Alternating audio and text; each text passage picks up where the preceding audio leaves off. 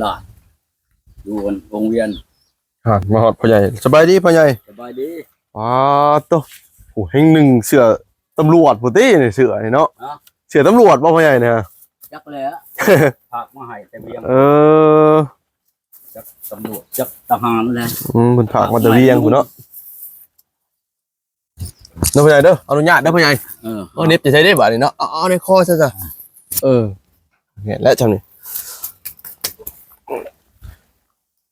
ถึกต้มอีกแล้วบ่แลเอ้ยผู้ชาวต้มข่อยอีกละหั่นผู้สาวใส่ต้มเลยพ่อใหญ่ผู้ชาวอยู่ขี้นาคเมืองโขงโทรไปเพิ่นโทรมาตะบิดน่ะโอ้โทรตะบิดน่ะโทรทางเบอร์แล้วอยากในเน็ตข่อยก็เอาเน็ตให้เพิ่นเอาเบอร์เน็ตให้ดอกเพิ่นคักแน่แหละบ้านนี้ก็เว้ากันเองว่าเจ้าอยู่กับไผเพิ่นถามนะเราอยู่คนเดียวนี่แล้วหรือว่าคือว่าควรนะบ่แหละเจ้าบ่อยากได้บ่คนไปอยู่นำโยมันก็อยากได้แล้วเนาะของอยู่ผู้เดียวถามประถามนั่นเนาะถามนั่นถามคือถามควรถามคนอยากได้แล้วมีบ่ผู้อยากมาอยู่คอยเองนี่แล้วโยว่าคือสบายแท้เฮ้ยว่าในใดกันวะผัวเจ้าไปใช้เจ้าบ่มีผัวบ่มีครับเลิกกันแล้วเลิกกันมาได้3-4 ปีแล้วเจ้าได้ลูกจากคนได้ผู้เดียวคอยอยู่กับแม่คอยกับลูกคอยกับน้องคอยคอยนั้นคันว่าเจ้าสิมาอยู่น้ำนั้นมาได้คันให้คอยไปอยู่น้ำเจ้าน่ะคอยไปบ่ได้เพราะว่าคอยคนผู้เดียวเจ้าใครแน่มีน้องมีลูกมีแม่มันก็เป็น4 คนแหละคอยนี่ก็ไปกับป้าเฮือนป้าชานป้าให้ป้าหน้าคอยบ่ในใดก็ยาคันว่าเจ้าตกลงแล้วคอยสิไปอยู่น้ำเจ้าเพิ่นว่าได้พ่อใหญ่เว้าน่ะดีแล้วว่ะในใดว่ะเรื่องฮีดของชาวมันก็ทำไปแน่นอนของหลายแนวเลยเนาะของว้าคันว่าเอาเมียมันบ่สิเอาชื่อๆแม่นบ่แหละแม่นแล้วพ่อใหญ่มันก็ต้องมีชิ้นช็อตข้าวแก้วชิ้นดองแล้วมีหยังแน่ก็ถามแล้วบัดนี้นะก็บ่ได้หลายดอกคันเจ้าสิเอาได้นะเจ้าก็เห็นแล้วฮู้ห้อยข่อยนี่ก็ดีข่อยส่งไปให้เบิ่งเลยลูกข่อยก็เห็นแล้วแม่ข่อยก็เห็นแล้วเพิ่นข่อยก็เห็นแล้วเจ้าสิตกลงมาอหลีบ่มาอยู่นำข่อยตกลงอหลีบ่เป็นหยังและข่อยนี่ก็เว้าแล้วคือพาวบ่เขาบ่แม่นพาวบ่พาวบ่คือพาวข่อยบ่มีไผอยู่นำข่อยอยู่ผู้เดียวข่อยและเจ้าสิว่าเดือนนั้นวันนี้เดือนนั้นวันนั้นข่อยบ่ได้ไดข่อยสมมุติว่าฮื้อหน้าจำนกได้ข่อยนั่นเป็นเว้าเลยเพราะพร้อมเว้าพร้อมเอาพร้อมเว้าพร้อมแต่งพร้อมแต่งโลได้บ่เป็นหยังเจ้าสิมาแต่งข่อยก็เมื่อนำโลดนี่นะเว้านะไปหาอ้ายหาน้องแล้วบัดนี้ก็ดีหาน้องหานั่นแหละเนาะหาน้องบ่าวชาวชิดแล้วในไหนเฮาสิไปเอาเมียอยู่หั่นอยู่นั่นหั่นได้เฮ้ยบัดนี้เอาอีกแล้วบอกเขาเอาอีกแล้วเอาอยู่ผู้เดียวเฮาบ่ได้แล้วเขาก็เอาแล้วเขาดีนำอยู่พร้อมอยู่เขาเขาก็อ้ายน้องอยู่แล้วเขาหักอยู่เพื่อนไผเพื่อนบ้านกันสิกุ้มบ่หม้อแกงแรงง่ายเขาก็กุ้มบ่ได้เขาหม้อแกงแรงง่ายเจ้าเองเพื่อนเจ้าลูกกับเมียแหละก็ดีใจน้ำเอาสินะแล้วก็ว่ากันกับน้องได้มือ 1 มือ 2ไปนำเฮาในเด้อไปถอนเงินเฮาออกมาเพราะว่าขดองนี่ก็หลายเติบได้เฮ้ยชิ้นช็อตนี่ก็ดีแล้วเอา50 ล้าน50 ล้านเฮาก็สิเอาบ่มีหยังมีแต่50 ล้านกับหมูตัวนึงไปคานลงบันทึกก็200,000ภายละ100,000ก็พอเอาหักบ่พอเอาเลยเฮ้ยเงิน50 ล้านก็หลายเติบได้วะหลายแล้วพ่อใหญ่หลายเติบได้คันหลายเป็นเงินกีบนี่ก็80,000 บาทไปแล้วก็ต้องใช้ไปห่อแล้วก็เอาใบนั้นยื่นเขาก็ถอนในไหนเขาวางเดือนจากเดือนใดก็ถอนกับทิศอ่องนี่ก็50,000ผู้ใดก็ถอนถอนไปขอเมียบ้านฉับเนี่ยบ่ได้หยังได้เขาว่าเจ้าถอนบ่มีกำหนดถอนบ่นี่นะตัดอีกเขาตัด หยังก็สิเว้าแล้วนั่นค่อยเว้าแจ้งเราว่าอันผู้หัวหน้าอยู่อันนั้นอยู่นั่นน่ะ อืม เปรียบว่าเจ้าเอางัวมาผากน้ำข่อ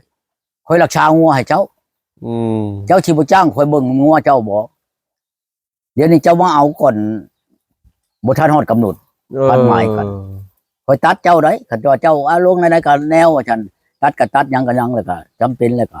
ข่อยสิโอนเอาให้เราอะ อืม ทางน้องชายโอ้หลายไปได้ตัดเนี่ยเอาหลายไปได้แล้วเอาแสนนึงนี่นะ100,000 บาทเนี่ย อืม ตัด2,000เรา2,000ก็ตัดเอา2,000ก็ล้านหนึงล้านปลายซื่อๆหรอก อืม เอากันกับน้องชายนะตัดกระทอนมาฮอดเฮือนฮอดชานแหละฮอดบ้านฮอดเฮือนแหละเว้าเอ้ยน้องแล้วบัดนี้ผู้นั้นผู้นั้นเลยไปนำเฮาได้ อืม นี่ก็ไปนำเฮาหลายๆคนแล้วมือน่ะบัดคนตายในบ้านเนาะ เออ มือใดเขาว่าตู้สิไปเอาอันเมียนั่นมือ11เอามาแล้วอันชูเฮ็ดอันคือเก่าได้เขาอ่ะเฮ็ดอันใดคือเก่า เออ เอามาแล้วเชบ่อยู่คือบ่แม่นเมียนี่เอามาเอาคนมาอยู่นำซื่อๆนี่ เอามากะมีเก้ามีขวัญมีอันนั้นเลยว่าเขาชามมื้อชามคืนว่าบ้านนี่นะ เออ สิงานอยู่ในหันนั่นเอ้ยดีใจเด้เขาดีใจนำเด้ อ๋อสิงานชามมื้อชามคืน โทรบอกโทรหน้าเพิ่นอยู่เวียงเนาะนี่เอาเมียปลาเลยเด้อเอาเมียอะไรได้วะโอ้ยจ้าทุทางนั้นก็ดีเอาแหละดีใจนำแล้วแล้วก็ไปงานเฮือนดีหลายคนเลยเนาะถามสิเอาชื่อก็เอาฮูปมันก็ให้เขาเบิ่งนี่แหละฮูปนี่อยู่ในนี่ฮูป อืมยังอยู่บ่พ่อใหญ่ฮู้ ยัง ฮู้ตัวถือ ฮูปลูกแล้วก็ยังฮูปเราก็ยังอยู่ในนี่นะ เออ ใช่เจ้าเบิ่งบ้านนี่แหละตื่นมื้อเช้ามามื้อใหม่โทรมาเลยบ้านนี้ ผู้สาวบ่พ่อใหญ่โทรมานะ อันผู้ว่าสิ เอาเมืองโค้งครับบ่ ว่าสิเอากันนั่นแหละ โทรว่าจังได๋พ่อใหญ่บัดนี้ โทรมาว่าค่อยดัน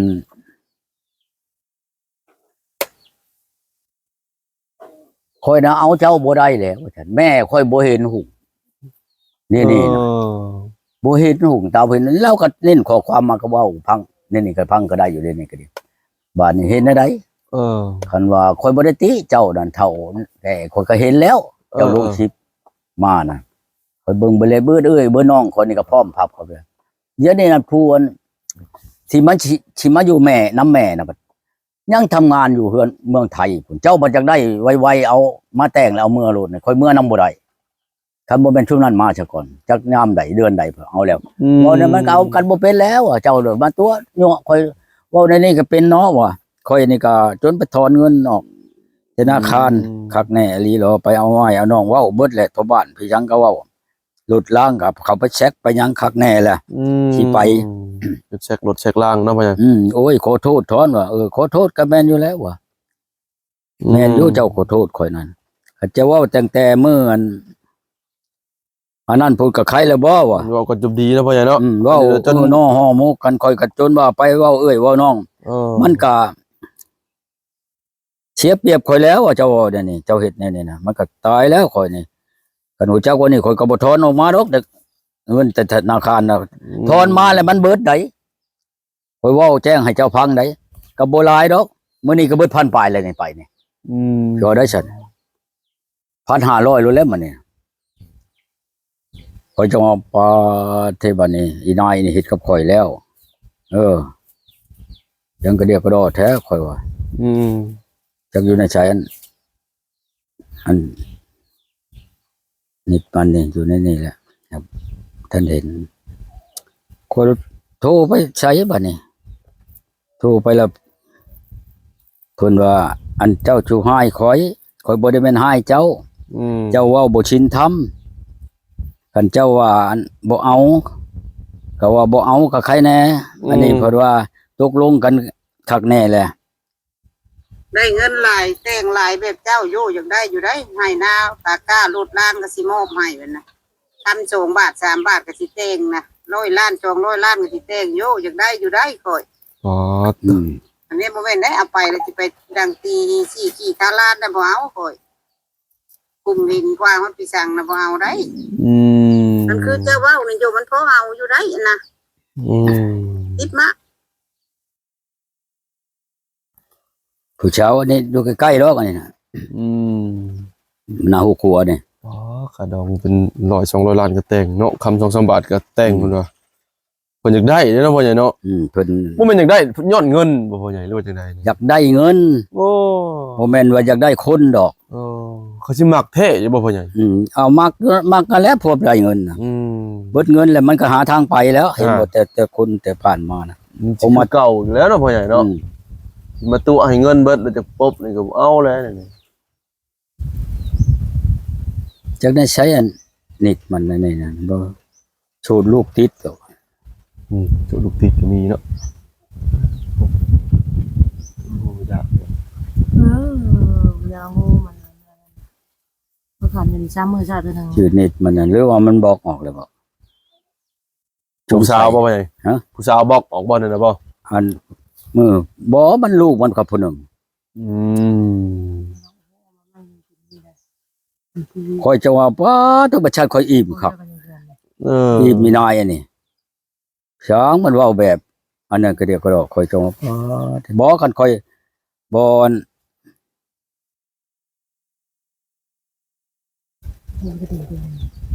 กันคอยบ่ทอนเงินนี่คอยก็บ่ให้ดอกคอยก็บ่ว่าหยังดอก อืม คอยช่องเธอนี่แหละ